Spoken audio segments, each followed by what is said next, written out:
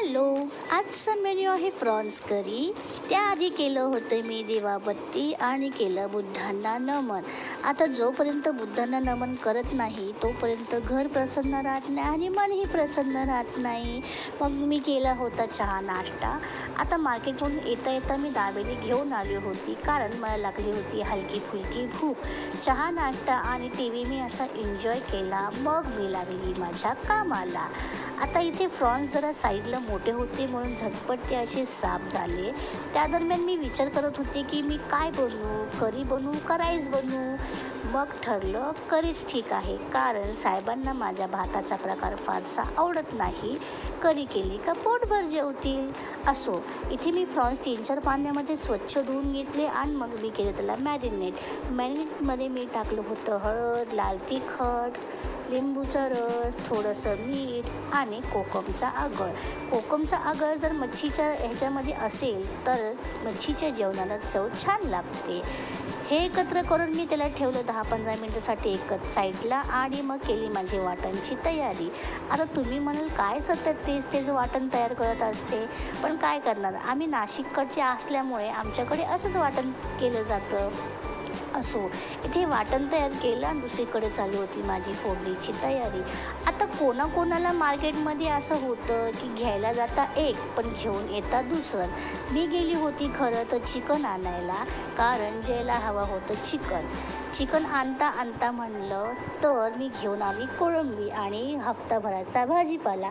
आता माझ्या घरापासून ना मार्केट जरा लांबच आहे त्यामुळे मी जरा भाजीपाला 2-3 दिवसाचा एकदाच घेऊन येते कारण सकाळच्या डब्याला भाजीपाला तर हवाच ना. असो, इथे फोडणीची तयारी करता थोडं थकल्यासारखं पण झालं होतं. तेलामध्ये कढीपत्ता टाकला, कांदा टाकला, टॅमॅटो टाकला, दुसरीकडे चालला होता माझा भात. आता हे छान एकत्र करतच होती तोपर्यंत जयचं चाललं होतं चहा पुराण कारण त्यांना हवा होता चहा. आता ऑफिसमधून आल्यापासून किमान 3 कप त्यांचा चहा ऑलरेडी झाला होता. परत त्यांना चौथ्यांदा चहा हवा होता. मी त्यांना ओरडत होती की तुम्हाला आता मी चहा देणार नाही कारण जेवायचे टाईम झालेला आहे ना, आता आपण जेवणच करूया. माझं न ऐकता किचनमध्ये आले आणि गरम टोपाला हात लावून बसले आणि हात भाजला स्वतःचा. हे सर्व करता त्यांच्याकडे बघणं पण होतं कारण साहेबांकडे जर लवकर लक्ष दिले नाही तर साहेब माझ्या देखील रुसून बसतात लहान लेकरासारखे. आता माझ्याकडे अशा पद्धतीत बघत होते जसं माझ्यामुळेच त्यांचा हात भाजला आहे. असो, मग मी किचनमध्ये पुन्हा गेली. त्यानंतर बघितलं माझी फोडणी कशी झाली आहे तर इतका घरभर सुगंध पसरला होता माझ्या फोडणीचा. आहा, मस्तच. आत्ताच माझ्या तोंडाला पाणी सुटलेलं आहे. छान माझा असा कोळंबी रस्सा तयार झाला आहे. त्यांना विचारलं जेवण देऊ का, तर म्हणले नको, मला हवाय आहे चहा. तर मी इथे चहा त्यांना दिलाच. फायनली रात्रीचे झाले आहेत 9:15 आणि त्यांना हवाय चहा. काय करणार, माझ्या नवऱ्याला चहासाठी ना टाईम टेबल काहीच नसतो. इथे त्यांना मी चहा दिला आणि तुम्हाला टाईम दाखवते बघा, दिसतंय ना 9:15 झालेत. त्यासोबत घरात चालू होतं तारक मेहता.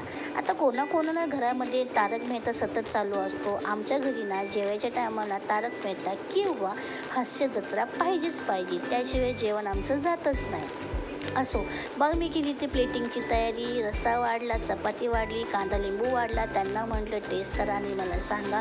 तर इतकी फिक्की रिॲक्शन होती ना त्यांची कारण त्यांना कॅमेऱ्यासमोर यायला आवडत नाही. त्या दरम्यान ते बोलत होते की तुम्हाला घेत जाऊ नको कॅमेऱ्यामध्ये. तरी पण मी न ऐकता त्यांचं कॅमेऱ्यामध्ये त्यांचा व्हिडिओ घेतला. त्यांना विचारलं कसं झालं तर छान झाले.